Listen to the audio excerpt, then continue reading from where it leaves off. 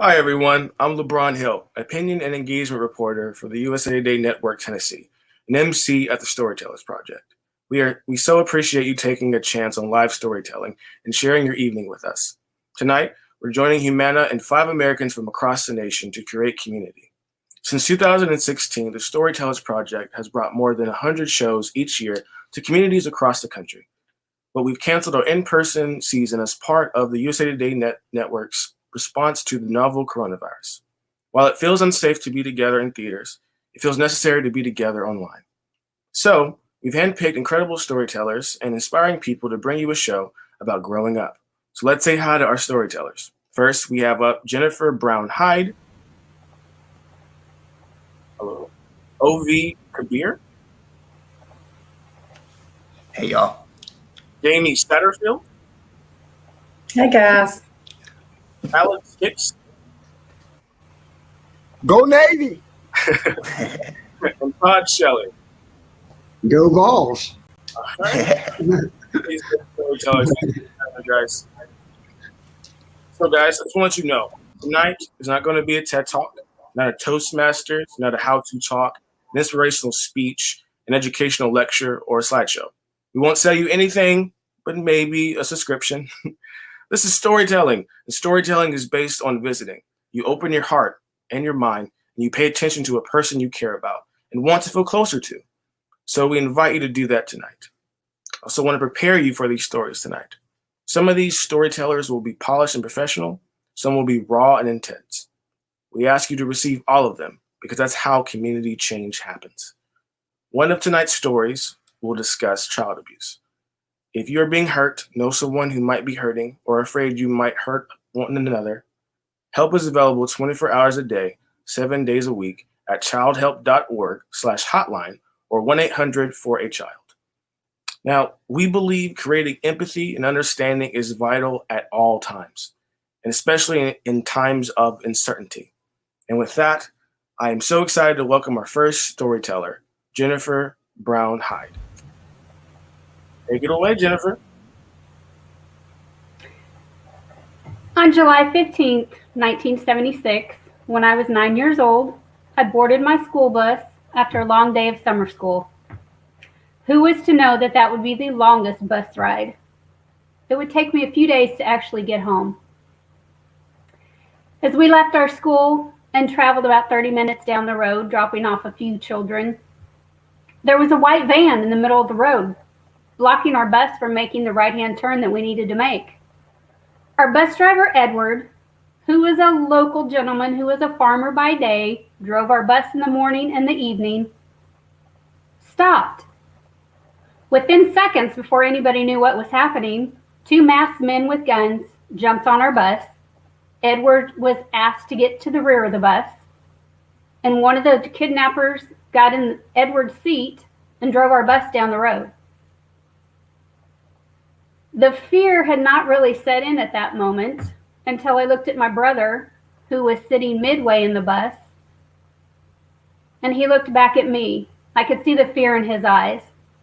At that point in time, the children had settled down and were quiet because we were all confused as to what was happening. One of the kidnappers drove our bus down the road just a few miles, and then he drove off into an empty riverbed.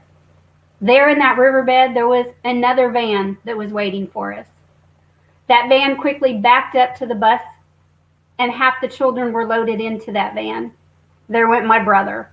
We were separated. That van pulled away. The initial white van that was blocking our road backed up to the bus, and the rest of the children, including myself and Edward, our bus driver, were loaded into that van, and we drove off. It was over 100 degrees in the middle of July in the California heat. No bathrooms, no water, no food. No idea on where we were going. The kidnappers drove us around for 11 hours in the heat of the day, into the night, and into the next morning. I can remember they stopped a few times, and the smell of gasoline was overwhelming. Obviously, they were stopping to refuel the vans. I also remember there was a very thin piece of plywood between the kidnappers and myself. I can remember hearing them have conversations I could hear them pop a soda can, and I could hear them laughing, while myself as a young child was fearful for my life. There was no restrooms, so we had urinated all over ourselves. We were hot, we were sweaty, we were crying. After a few hours, the conversation ended amongst us children, and we tried to sleep, while the younger ones, as young as 5 years old, were crying for their mothers. I remember at one point in time, I yelled at those kidnappers. I was so upset. I said, when my dad gets a hold of you, you just wait. You're going to be in big trouble. The other kids and Edward told me to be quiet. Well, that was a little hard for me to do. That went on for 11 hours. We were driven around. We stopped. Everything got quiet. The door of the van opened. Bright lights. I knew it wasn't sunlight because it was dark out. One by one, we were taken out of the van and things got quiet. All the other children exited. Edward got out. I was the last one left. I kept scooting back further and further, hoping that they would just forget about me. I was the mouthy one. I was the one that had been yelling at them. I was really fearful for what was going to happen next. They took me out. They asked me my name and my age, and they asked for a piece of clothing. I didn't have any clothing. All I had on was a pink swimsuit. We had been swimming that day at summer school. The clothes that I had on had been taken off because it was so hot. Luckily for me, I had grabbed a shirt from the van when I exited, trying to cover myself because I was self-conscious. I handed the kidnappers whatever shirt I had. Wasn't mine. I didn't care. I just wanted to know where everybody else was. What was happening? What was going to happen next? When was I going to get to go home? They pointed to the ground and they said, climb down that ladder. What? I climbed down a 12-foot wooden ladder, and there were the other children and Edward. They had actually buried a semi-trailer in the ground. That was where we stayed for the next 16 hours. Luckily, they had provided us with food, water, and some makeshift toilets they had cut in the wheel wells. So finally we could go to the restroom, we could have something to eat, have some water. I finally got to see my brother after all those hours. Come to find out he was okay. I was okay. And then we waited. The food was gone. The water was gone. They had made some fans to pipe in some air. The batteries on those had stopped. There was no more air. So what next? One of the other children had a nightmare and kicked down a beam that was holding up the ceiling. The sand started to cave in. What was next? The older kids and Edward decided, you know what? I don't know that they're coming back for us. So they started to claw their way at the roof of where we came in. They'd stacked up some mattresses that were in the hole. Some of the older children come to find out there was a steel plate on top of the hole, diesel batteries on top of that, a wooden box, and a bunch of sand. We had been buried in a rock quarry in Livermore, California, about 6 hours away from where we were actually taken. To anybody on the outside, it just looked like a sand dune. To us, we were actually buried alive. To 26 children and a bus driver, that was something that would last a lifetime. The hurt and the pain, the emotional scars, the fears, the anxiety, the stress, the not knowing, takes a ding on your self-control, takes a ding on your self-esteem, changes the person that you are and the person that you want to be. After a few hours of trying, luckily for us, the older children and Edward were able to escape. We got out, we were handed out one by one. Sunlight. We had no idea where we were. Didn't know what had happened to the kidnappers, but they weren't there. So we started walking. What a pitiful sight we were. 26 children, dirty, filthy, matted hair. A lot of us in swimsuits, no shoes. Edward, they had taken his pants from him. He had on a white t-shirt and his underwear. How embarrassing for him. It didn't matter at that point in time. We just wanted to get away from there as quick as we can. We went around a few bushes, and to me it looked like the Flintstones. We were at a rock quarry. It looked like bedrock. There was conveyor belts with rocks. There was heavy equipment. There was workers. They looked at us like we were, like they had seen a UFO. We didn't know if they were involved in the kidnapping. We didn't know who they were. We said, hey, we're from Chowchilla and we're lost. They said, oh my God, we've seen you on the news. They're looking for you.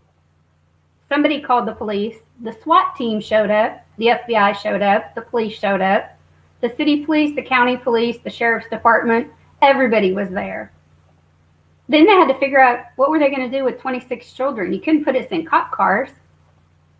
They brought out a prison bus with black windows and iron bars on it. They put us in that bus, took us to a minimum security prison facility where they gave us some coveralls to put on. We got food, water, crayons. We got to color, take a nap, laugh, be kids for a moment. And then they had to figure out how were they going to get us back home. It was about a 6-hour drive. They brought a Greyhound bus, put us on a Greyhound bus and sent us home. That was a joyous time until the nightmares started. I couldn't even leave that place without having nightmares. Woke up screaming, terrified of the dark. Who knew that that would be a lifelong after effect of being buried alive? I'm still scared of the dark. I choose to sleep with a nightlight. Makes my life much better. We got back to Chowchilla, got back to our tiny town. Looked like there was 1 million people there when we came home. I just wanted to go home. I just wanted to see my mom and dad. Finally, I was in my mom's arms. We loaded up into the station wagon and drove home. My mom gave me a bath, trying to wash the mildew out of my hair. Finally got to sleep. More nightmares. Couldn't even get through a night of nightmares without nightmares in my own home, safe with my mom sleeping next to me. Needless to say, there's a lifetime of nightmares that I'm living through. Even today, as we prepare to have a storm in Middle Tennessee, I have to be worried about, am I going to have to get in that storm shelter tonight? The physical scars that we had healed, the emotional scars are still with most of us after 40-some years. I will say that the effects that had not only affected me, it affected generations. What my poor parents went through to have their 2 children kidnapped, never to be known if they were ever going to come home again. The effects it's had on my children, having to live with a helicopter mom, or as they call me, a Black Hawk mom, because I'm much more than a helicopter mom. Having to put your child on a school bus after you yourself have been kidnapped on a school bus is not an easy chore. Having to allow your child to go off to summer camp is not an easy chore. Just getting in the car with my family to take a trip down a country road on a Sunday afternoon is not an easy chore for me. I want to know where I'm going. When am I going to get there? What road are we going to take? After having the control of my life taken away for those brief few hours and days, have made me an individual that needs to be in control. I need to know where I'm going. When am I going to get there? How are we going to go? What roads are we going to take? My poor husband, I tell you, Sunday afternoon drive is not what it should be. I will say that I have lived a wonderful life. I've been blessed with a great husband and children. I have an awesome job. I have loving relationships with my parents who live close by. The lifelong effects of being kidnapped and buried alive still stay with me. But I will say I've made the choice to be a survivor and not a victim. Thank you. Wow. Thank you so much, Jennifer, for sharing your powerful story. And thank you for your strength and vulnerability to share that story. Guys, thank you. And you at home can also show your appreciation for Jennifer's story by clapping for her with the like button and reactions. I also want to take this time to thank Humana.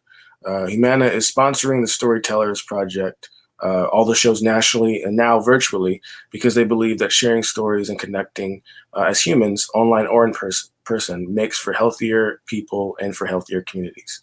And we need these connections to each other and to health now more than ever.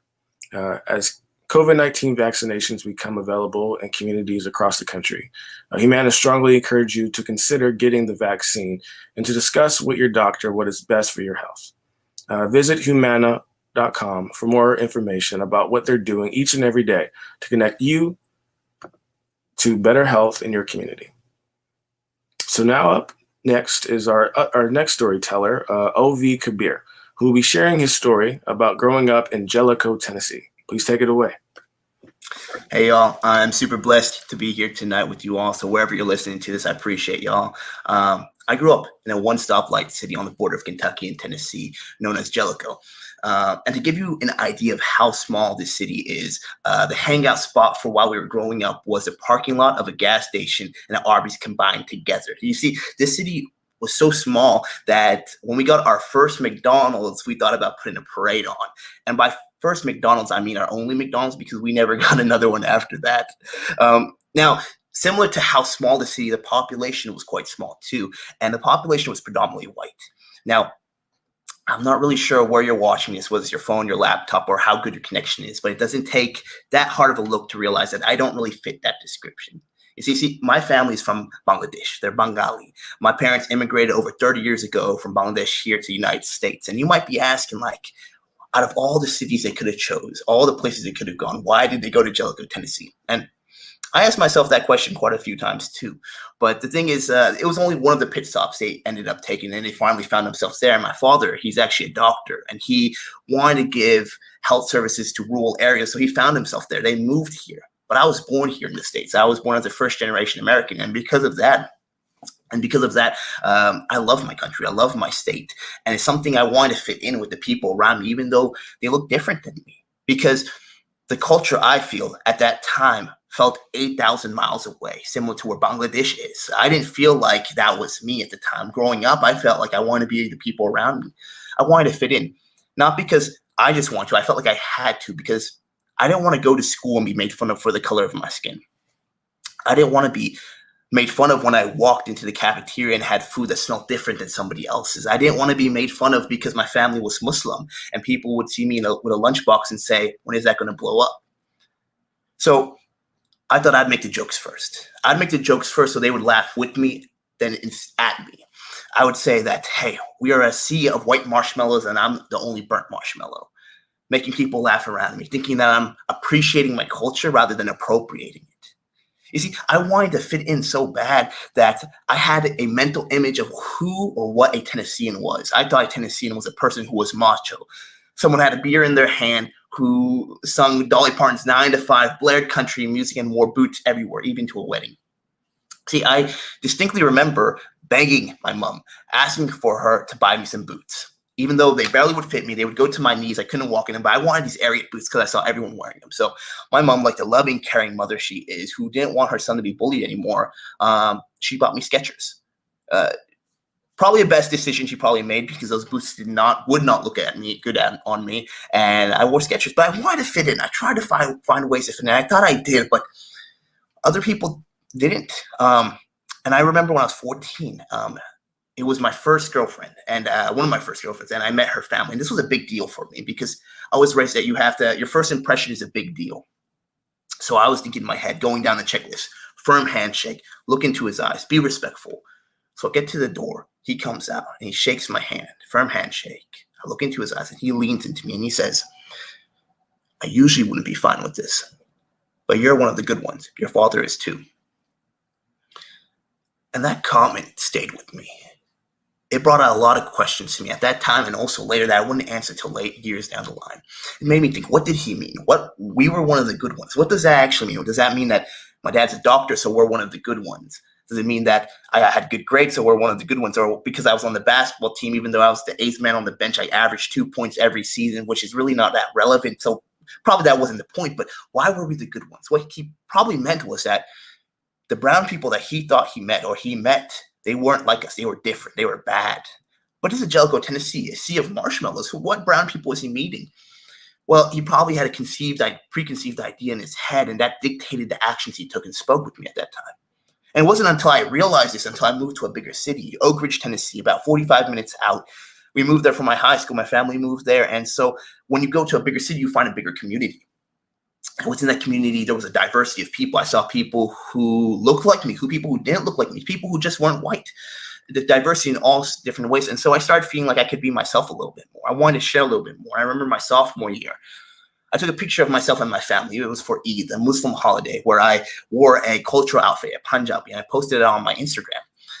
And I remember my comments being flooded at the time, where people were like, "This is so great. This is so awesome. You look so great in this." And it was such a confident boost for me, because I was like, this is my culture. This is awesome. But little did I realize I was wearing a cultural outfit like somebody would wear it on Halloween, one time a month, one time a year, where they would go out there for compliments. To me, that's what I thought it was. It wasn't my culture, because your culture is so much bigger than just an outfit, than just the food. It's about where you come from, the things behind it. And it wasn't until I realized this, until the summer of my college, before my college years, I went down to Bangladesh with my family.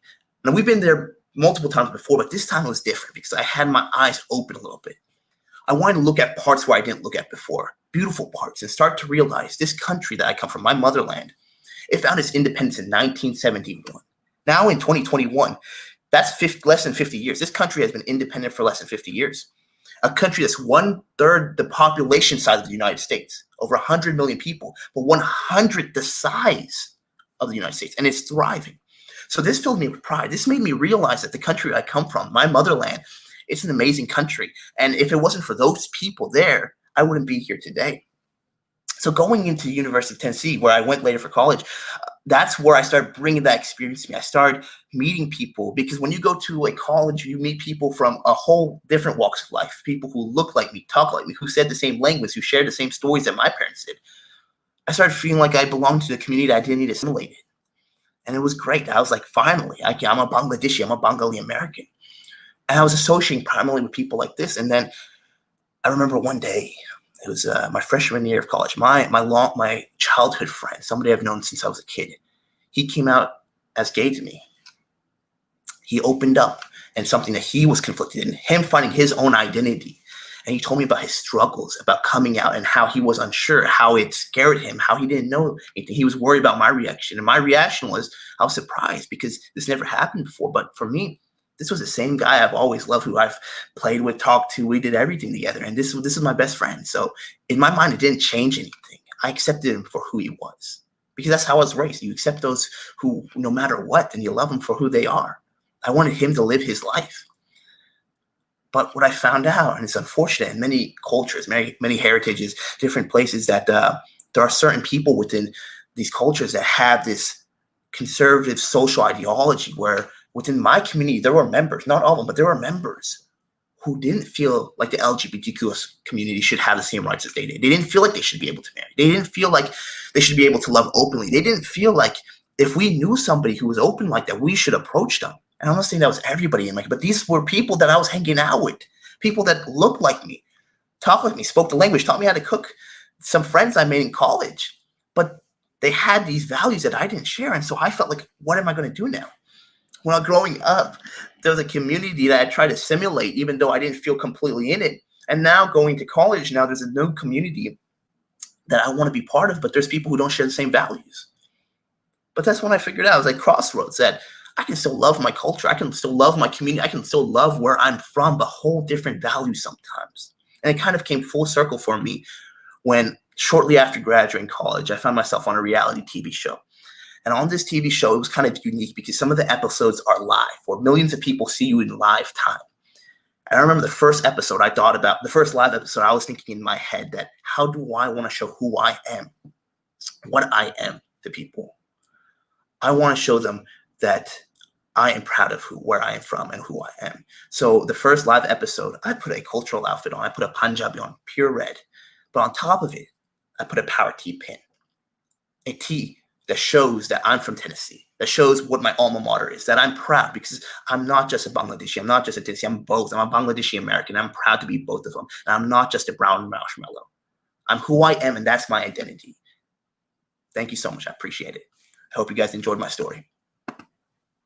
Man, thank you so much, Ovi, for sharing your journey of self-identity. That's really awesome.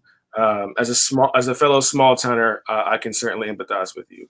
But however, my hometown celebrated when there was a Chick-fil-A that opened up. A little different, but same thing. Fingers crossed. Maybe one day we'll get one down there. Oh, okay. Well, guys, if you loved Ovi's story, please show him. You can clap for him with the like button and reactions. So next up, we have Knoxville News Sentinel reporter Jamie Satterfield. Hello there. How you doing, Jamie? I'm feeling good. How are you? Oh, I'm doing great. All right, you can take it away. All right. Well, folks, I am Jamie Satterfield, and I've spent about 30 years being an investigative journalist. I've told a lot of stories of suffering in my time. What I've never done is tell my story. In fact, if you've ever heard me speak, you would think that my life began in 1988 when I met my hunk of a husband and got a job as a newspaper reporter, even though I didn't have a journalism degree. That's usually where I start my story. But of course, like everybody, I have a backstory. And tonight, really, for the first time in my life, I'm going to share it. And I hope that God will use it. When I was born, I was very intelligent, gifted. I could read by age 3. By age 6, I could decipher legal documents, sort of a portend to come. But at the same time, in my home life, I suffered greatly, as did my mother. My father was a coal miner, but he was also an alcoholic whose father had beat his mother and children, and so therefore he beat his wife and children. That was my experience for the first 10 years of my life. I would go to school and I'd be the smart girl. So I had very few friends. They liked to stick me in corners with books, but I loved school because it was safe. And the teachers really loved me and honored my intelligence. And so thank God for schools, public education. But when I went home, it was always, you were always afraid. You never knew, would he come home drunk and mad, or would he come home feeling sorry for what he had done the night before and bring you a Wonder Woman t-shirt? You just never knew. You couldn't have friends over. I worried to death about my mama. Of course, she took the brunt of that, and she herself had been a victim of rape in her youth. That's how I'm here today, frankly. She was a young teenager. But my dad died when I was 10. I next wound up in the grasp of child molesters. A lady that babysat me and my siblings had a couple, actually had 3 sons who favored young girls my age. I was about 10, 11 years old, I guess. And so they would routinely, sometimes separately, sometimes together, rape me. And this was an old lady, and they'd just find me. I'd try to hide or stick next to her. That went on for a couple of years. I never told anybody, just as I never discussed what was going on in my home life when my dad was alive. And that included my mother. I didn't tell my mother. And it was through the grace of God that we moved from those coal mining towns when I was 13, going on 14. We moved to Sevier County, Tennessee. And there I went to Gatlinburg Pittman High School. And a guidance counselor there took an interest in me, Don Bohannon. He's one of my angels. But he made sure that even though I was dirt poor, that when I got an offer to get a summer scholarship at Yale University as a junior, and I told him I couldn't go because I didn't have the money, he went around to businesses and raised the money.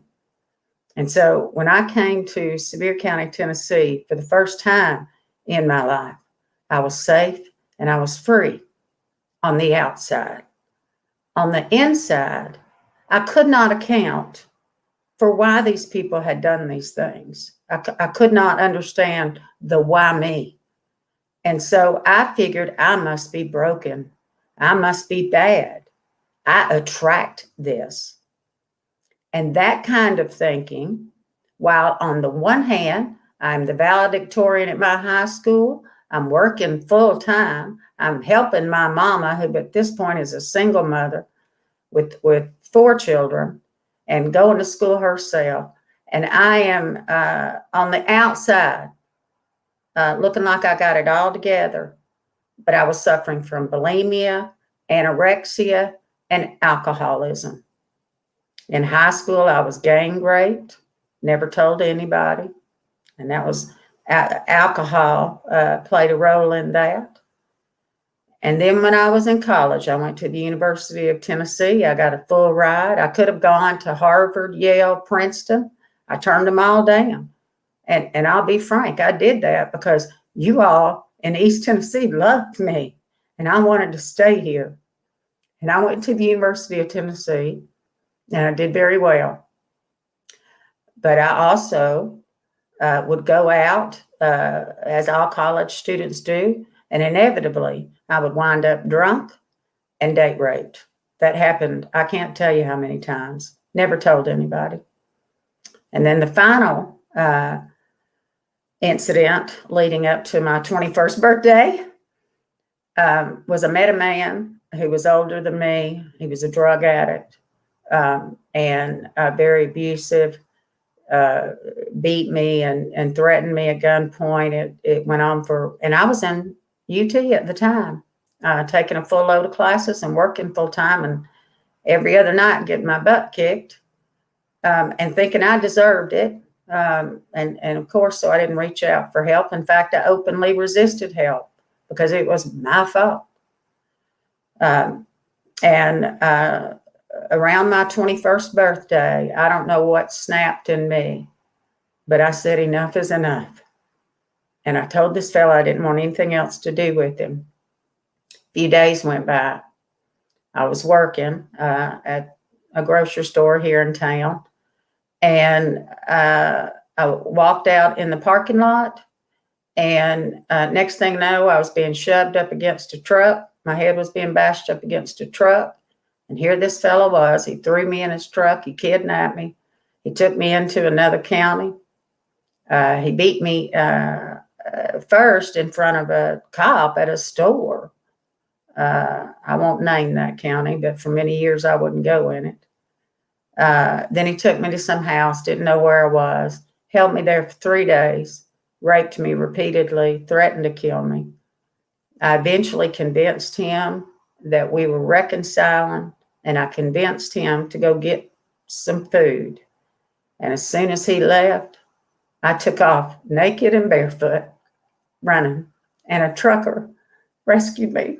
And all I kept saying was, please take me back to Sevier County. Just take me back to Sevier County. I'll be safe there. And he did. And I wound up at the hospital, and there were cops that came, some detectives. The Sevierville officers that I talked to were very nice, and they took reports, and they told me how to get warrants. Yeah, believe it or not, the victim had to get her own warrant.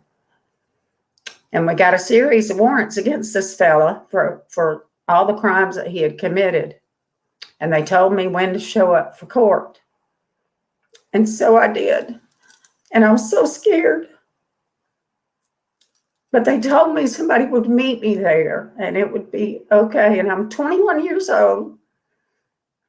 My bones at that point, some of them were still broken. I think my eyes were still purple. They had been swollen shut. And I walked into a Cobb County courthouse in Cobb County, Tennessee. And a fellow in a uniform came over, and I told him my name. And he said, oh, yeah, the judge wants to see you. And he took me back to what I now know as the judge's chambers. And there was my attacker sitting there. And the judge was at his desk. And I froze. And he said, sit down, it's all right. And what he proceeded to tell me was that my attacker was from a good family. And though he had some problems, I must have caused this. And so he was going to dismiss all of these charges. And I just needed to stay out of Cobb County. That's what he told me.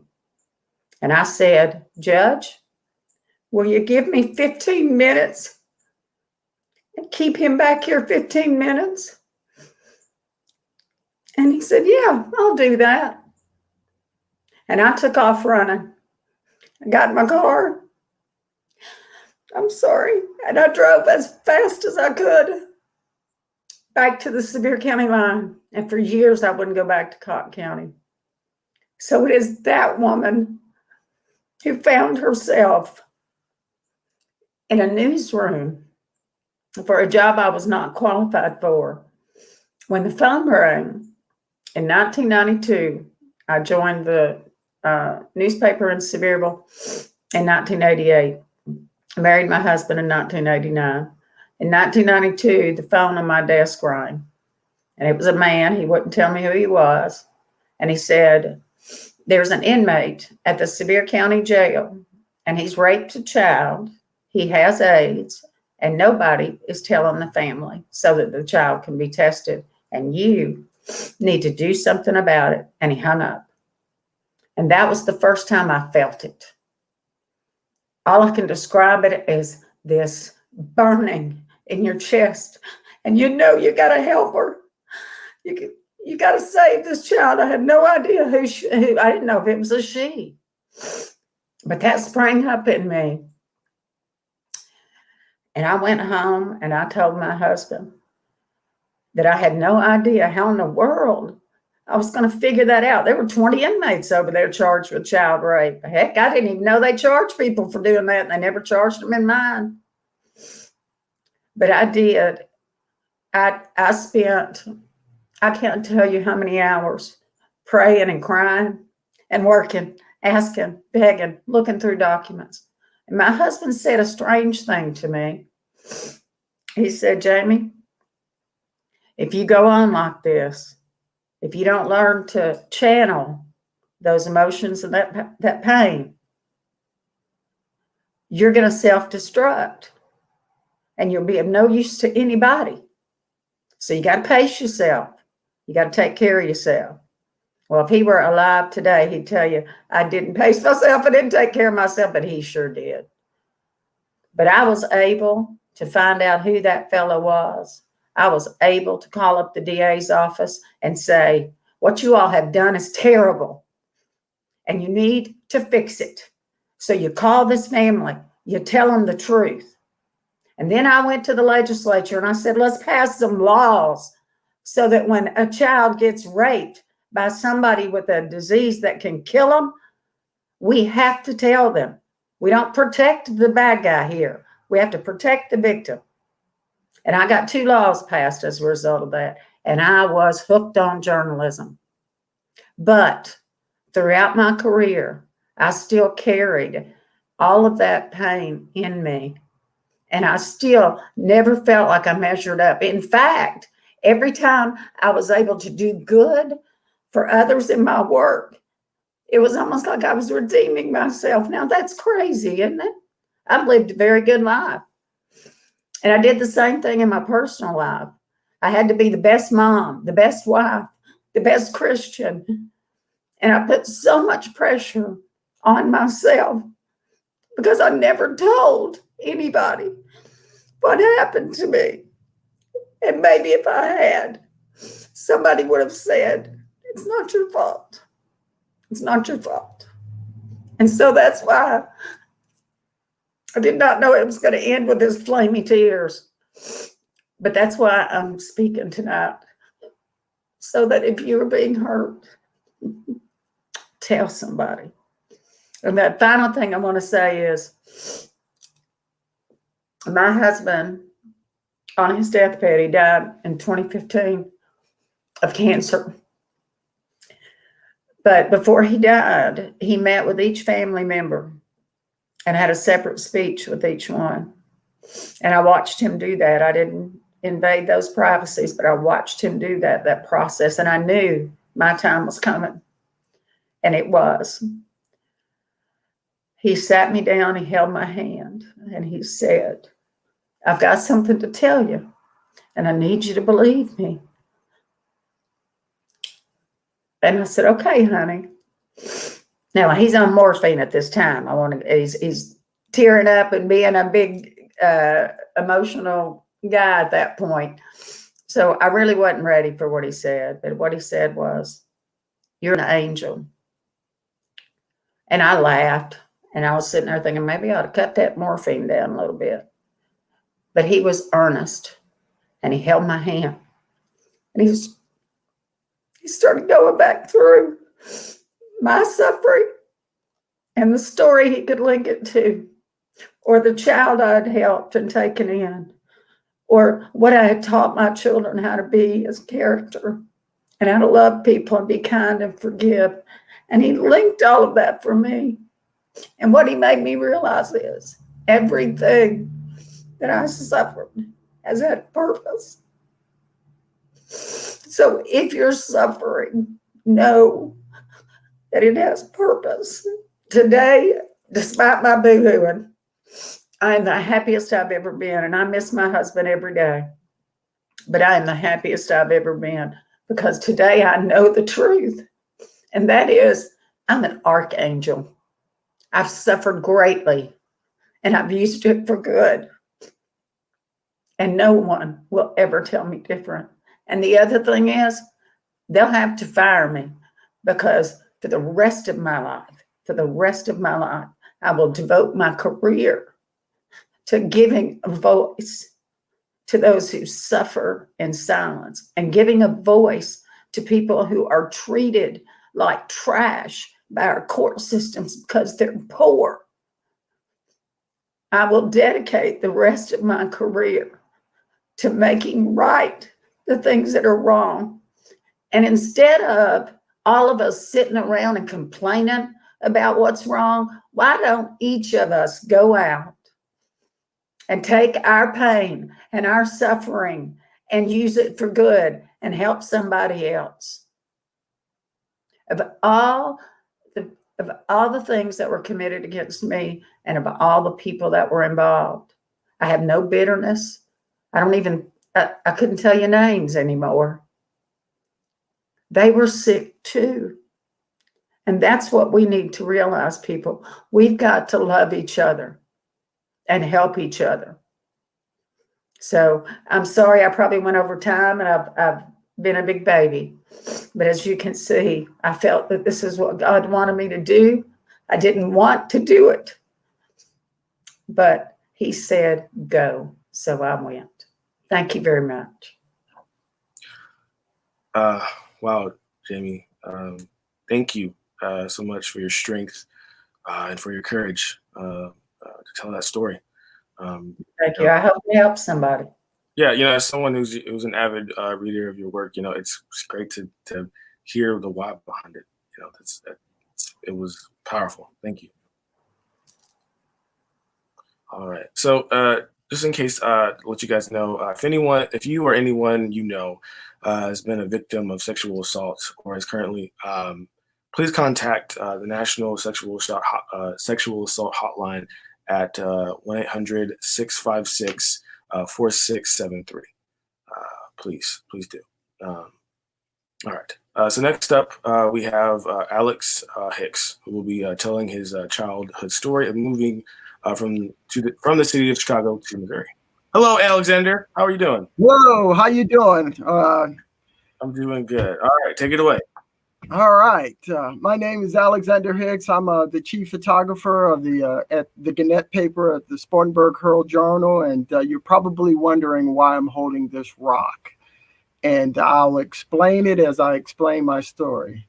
I grew up in St. Louis and Chicago, but before that, my family is a family from Mississippi. And I hadn't been down to Mississippi that much or whatever. But my grandfather had 16 kids, and my father was one of them.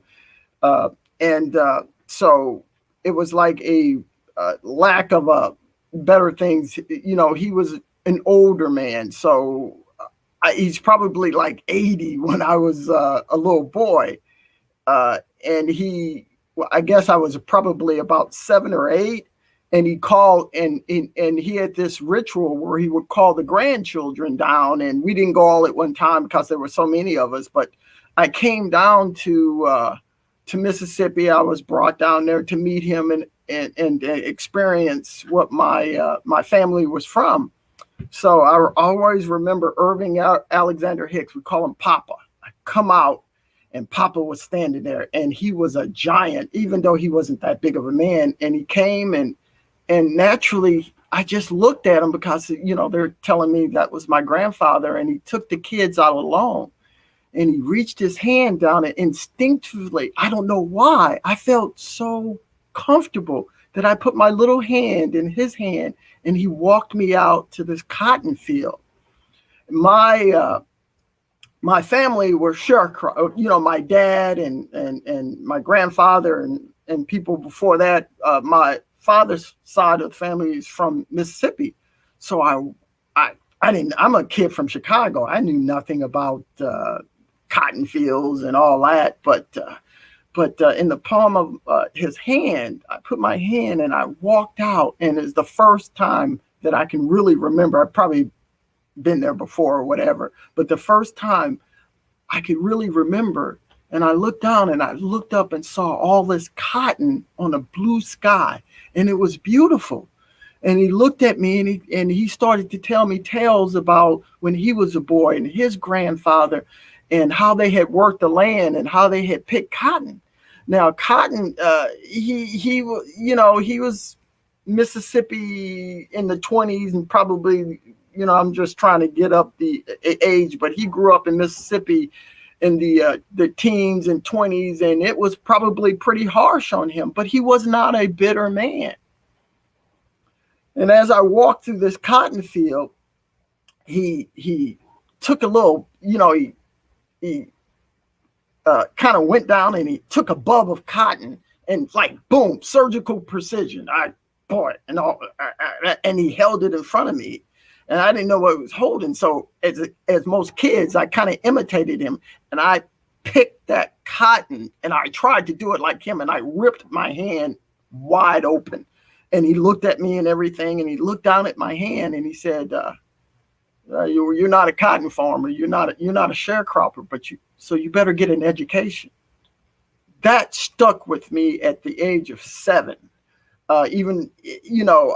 Just the power of that imagery of that cotton field and all the people that had worked that land before me for probably 200 years, because that's where my dad's family probably didn't leave Mississippi until we were the first ones to born up in Chicago. But I knew right then and there, and he was telling me in his own way of not having an education. He didn't have an education. He wasn't afforded. He wasn't given those options. But he looked at me and he probably couldn't articulate it or whatever, but he wanted me to get an education. And I knew right then and there that was a very honorable thing that they had done all that. But all the years of picking cotton and everything, that was an honorable profession, when they were sharecroppers and before then, in enslavement and everything. But I had choices that they did not have. That stuck with me. So we'll fast forward up until the time that, we'll fast forward up until the time, because I grew up in Chicago, and in Chicago, my parents divorced when I was probably shortly after that trip to Mississippi.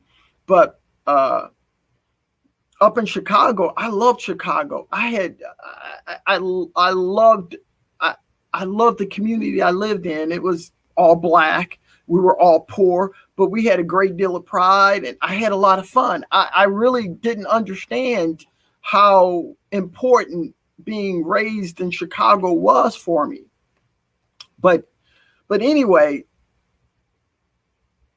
when I was about, like I said, about shortly after that, we moved to St. Louis, and boy, I was in for a rude awakening in St. Louis, because we moved out to the suburbs where I was probably one of 13 kids in my school district that was black, and the rest of them were all white. And I, looking back at and everything, I just, I desperately wanted to not so much fit in. I just wanted to be a kid and everything. And it was really hard sometimes. I had friends and I loved my friends and everything. And, but some of my closest friends, we were on the other side of Jennings, where I grew up, and in St. Louis, Jennings, and which is, that part was more predominantly black. So we were just on that side of the city. And some of my friends thought it was really comfortable to, well, we gotta get out of here. There's too many blankety blank N-words. And I kind of looked over and I didn't know what to say. These are my friends that I've known all my life. But they thought it was comfortable to say that word. Now, I'm not saying they were bad people or whatever, but that's a powerful message. That's a powerful message that they were telling me, that they thought it was uncomfortable to say that to me. And to this day, I won't say I'm bitter, but, I really understood how people could be tone deaf. They could look you in the eye. They could know you every day of your life. And sometimes just be tone deaf to what they're doing. So I learned right then and there that my upbringing in St. Louis and Chicago and Mississippi, I had to value it because it taught me my heritage and quite frankly, how to live with people sometimes that I would work with and I would love and all that. But boy, they could really drop a bomb sometime on you. So I really understood that I was misunderstood, because I remember one time it was my senior year in high school or whatever. And we had a yearbook, and my mom came and sat down beside me, and she opened the yearbook and she wanted virtually to see my picture in the yearbook. And then they had nicknames, and they had the nickname of Lou. And my mom said, why is your nickname Lou or whatever? I said, I don't know why. I knew because the only black person that most of the people that knew on the staff of the yearbook, my fellow students and things like that, was Lou Brock, the great baseball player who happened to be black. And they kind of nicknamed me Lou. And I'll never forget the look in my mother's face when she looked and just kind of just shook her head and walked off. But that told me that that wasn't all right to be called Luke, but we dealt with it. But anyway, when I got a little bit older, I joined the Navy primarily because I wanted to I wanted to travel. I wanted to see the world. And and my parents, I didn't want my parents to have the burden of sending me to college, because I knew if I went in the military, I could get a scholarship or whatever. I won a scholarship, went to Syracuse University, traveled the world, and as I traveled the world and met people, I learned that the way that I had been, that heritage, the traditions that my grandfather had taught me about, to be proud of who you are and to do better. He always would tell me, it's like a mantra in my family, do better. This is a man, my grandfather was so special to me. This is a man that was not afforded an education, that only had the option of working the lands and working the land and just being what other people thought he should be. So we'll fast forward up into my life now, and I look at my son, my dad's oldest brother, Uncle Luke.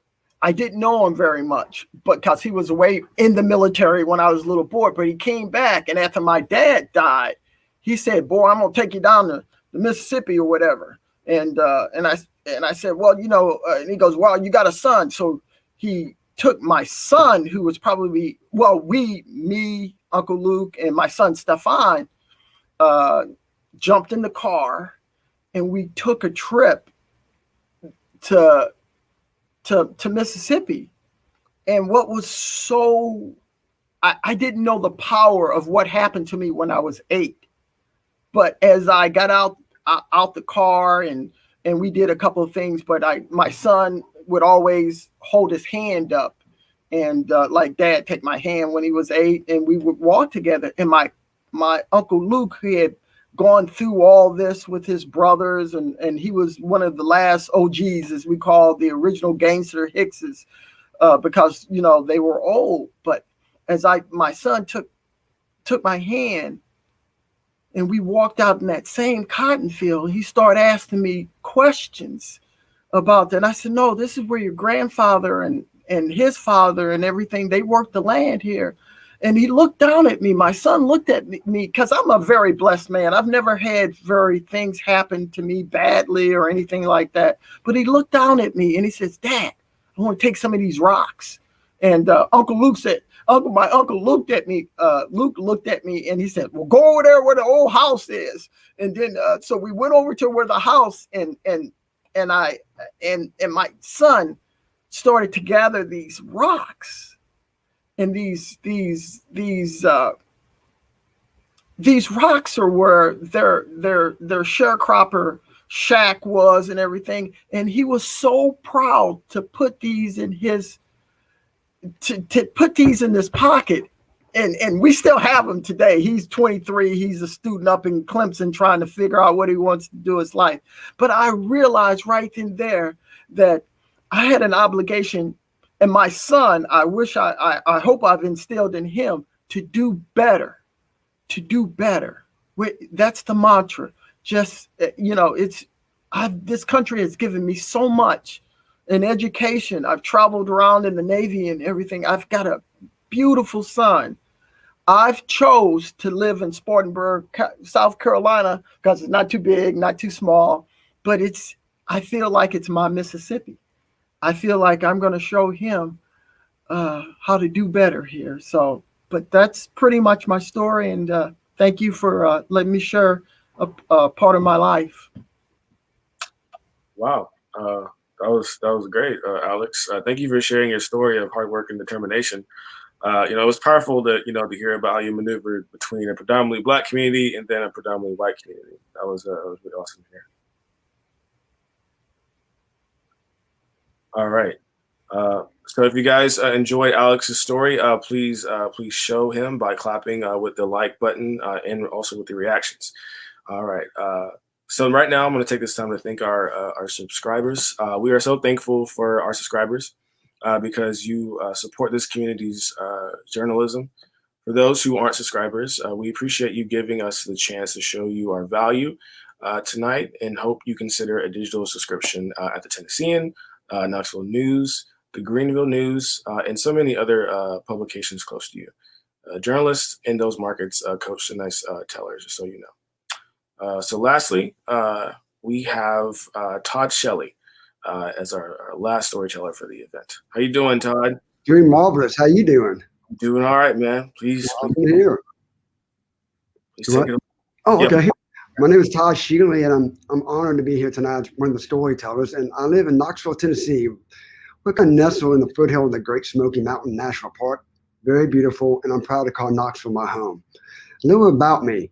I was born with congenital rubella syndrome, or aka German measles. And if you don't know much about it, it's an airborne virus. And if a woman's pregnant and she gets the virus, it can be detrimental to the child in the womb. It can cause severe disability, intellectually and physical, and even death. Rubella did affect my life. I was paralyzed from my face to the left side, nerve damage in my eye, and speech, hearing, and more intellectual disabilities, but we'll get to that. But when I was about 3 months old, I stopped breathing. Subconscious, I didn't know this, but I was a fighter. My fight started in kindergarten. I didn't realize I was very different until I got to school. I don't remember my kindergarten teacher's name at all. Sorry. But I do remember Susan. Susan used to take me out of the class. We'd take 10 steps across to another room, open the door, tiny little table, tiny little kindergarten chairs. She would sit down with me, and we would go through the letters because I couldn't speak very well. my words wouldn't come out clearly. So we go through the T's, the Z's, and I struggle with S, like street, sign, speak, Z's, zebras. I just struggled with this. But at that moment, I realized no other kid was in there with me. It was just me and Susan. Susan would take me back to the classroom. I would sit down at the table, and my classmates would ask me, "Where did you go?" That would be a question I would be asked many times through my school years. I got tested a lot as a kid. And the thing about it, I never understood why I was getting tested. I just knew I was getting taken out of class. Sometimes I have a woman or a man sit there and observe me for 3 or 4 days in the back of the class. And I felt like I was different because they were just stereotyping. They were sticking me out there by myself. I was just tired getting tested. And I couldn't make up what was going with me. All I knew, I felt different. But I didn't realize I was blessed to have really good classmates. 95% of people for me in school were very nice to me. But middle school, I started figuring out people can be mean. Remember walking down the hallway. He had tan khaki pants on, a white shirt, blonde hair. Next thing I know, something hits me in the face and it hurt. Hits me again in the face and it hurts. At that moment, he had rubber bands out. He was shooting it at me in my face. I fell to the ground. I caught up in the ball like a roly-poly because it hurt. And all I remember is stop, stop. And all he could say to me is, "I'm trying to make your eyes straight." That's when I realized bullies are real. And throughout my life, I had people basically make fun of the way I talk. They try to act like the way I talk. And deep inside, I laugh it off. But I was really hurting. It really bothered me. And I still get tested and tested more and more. And all this time, I didn't know what was wrong with me. I just knew I was different and I felt different. Even though I have wonderful friends, I had a great supporting family.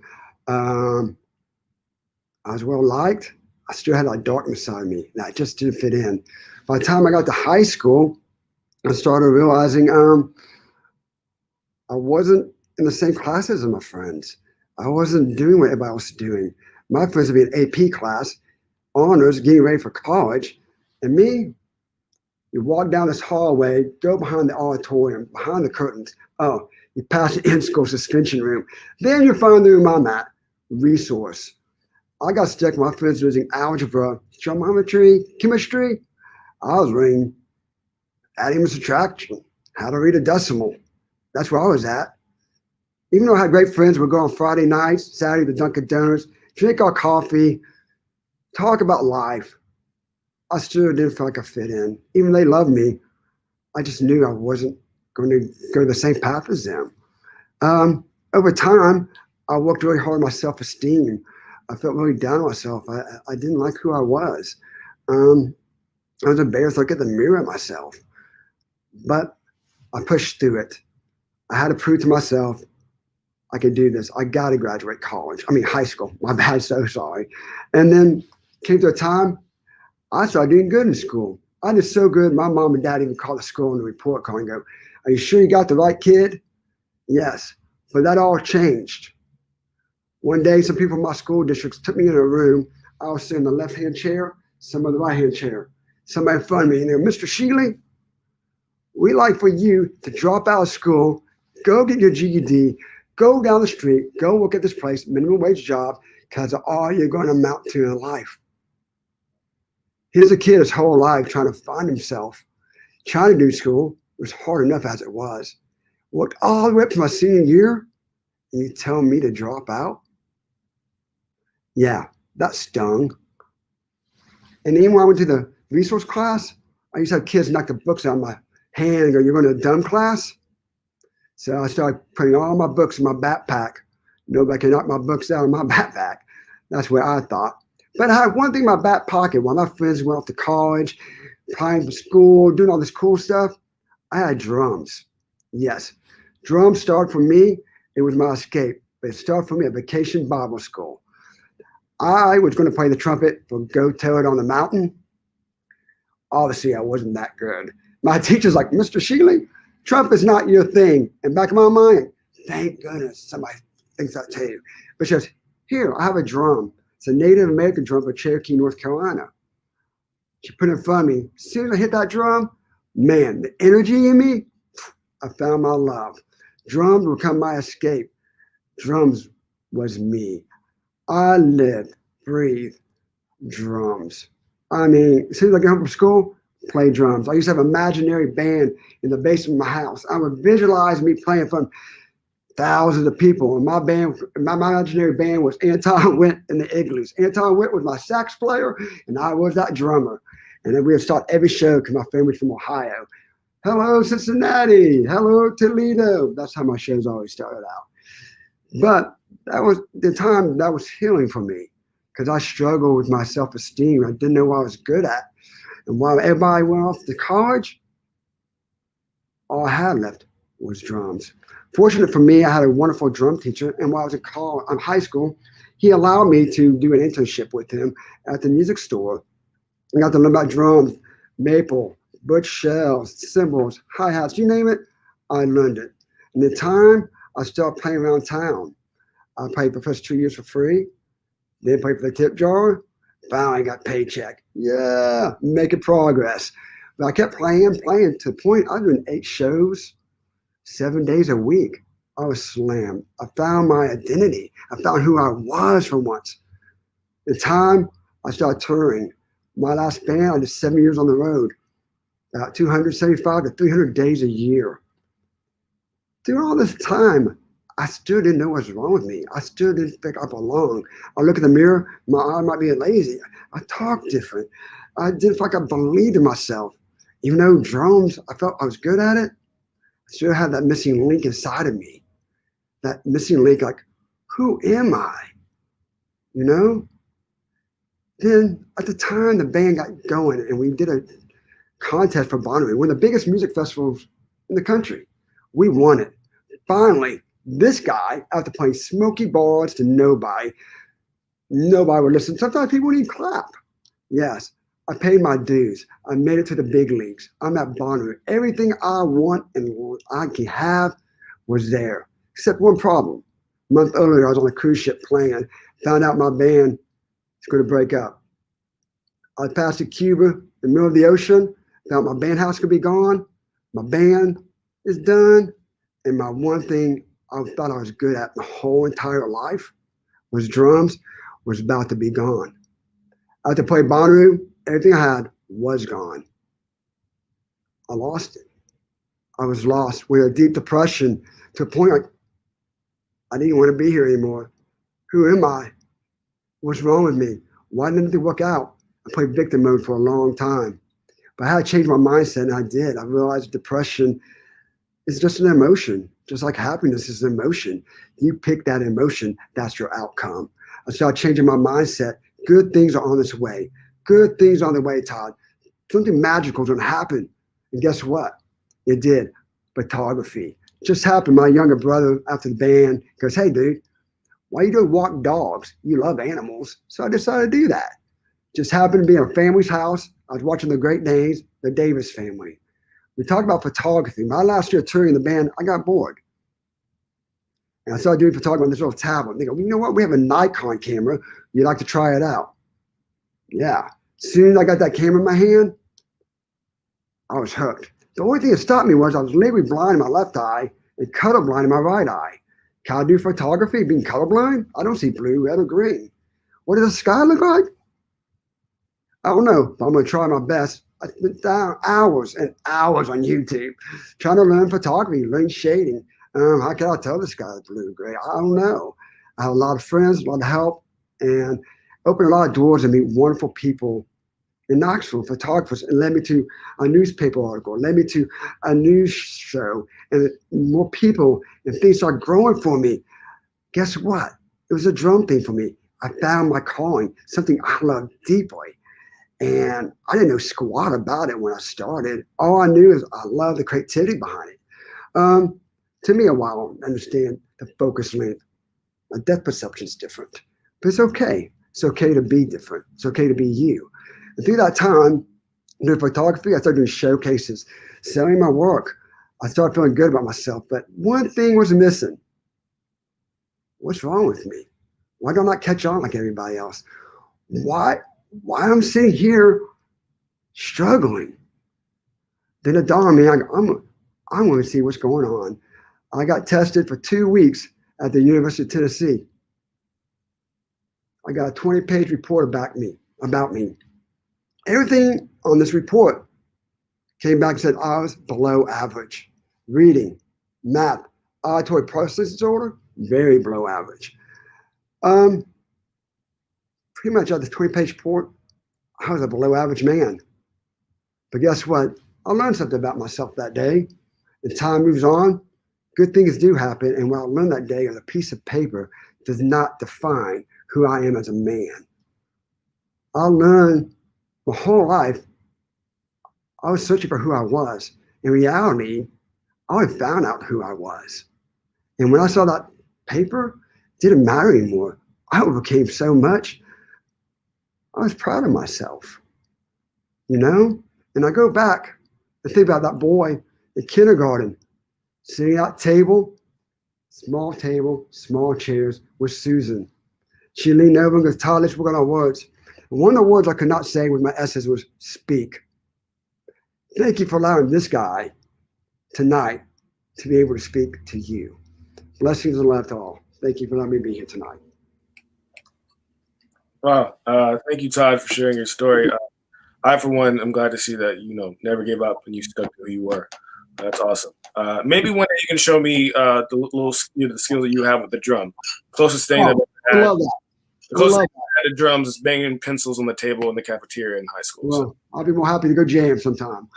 Awesome. Cool. Yeah.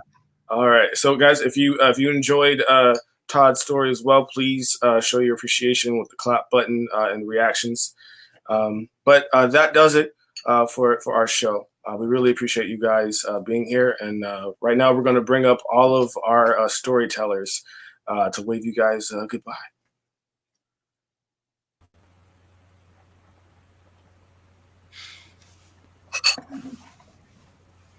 Good job again, guys. You guys did great. Thanks so much. Thank you. Thank you, guys. Thanks for having us. Thanks, everyone. You guys are remarkable. Yeah, you guys are awesome. Well, Thank you. Appreciate it. that does it for us, guys. We really hope that you enjoyed this evening, and we hope to see you at the next Storytellers event. Bye. I'm going to keep looking at the screen.